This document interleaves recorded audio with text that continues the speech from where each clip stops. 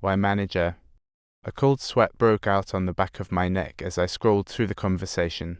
It seemed that our company had been involved in a massive data breach, with employees accessing sensitive information for personal gain.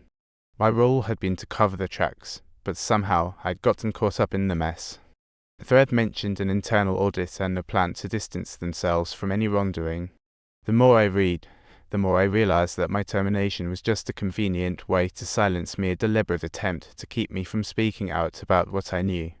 I felt a surge of anger and betrayal, wondering how high up this went. I quickly composed an email to my former colleagues, copying HR and the security team. "Guys, I've uncovered some disturbing information," I typed. "I know we're all in shock, but I think it's time we started asking questions." I hesitated for a moment before hitting send. The next morning, the news of the data breach exploded on social media, with several high-ranking officials resigning in the wake of the scandal. The company's reputation was left reeling, and my name was splashed across the headlines as a whistleblower.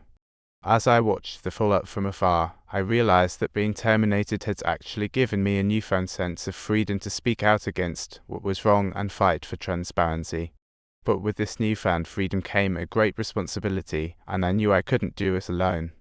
I started reaching out to other employees who might be willing to come forward to corroborate my story and provide more evidence. It wasn't easy. Some were scared of repercussions, while others had personal connections that made them hesitant to speak out. But slowly but surely, a small group began to form.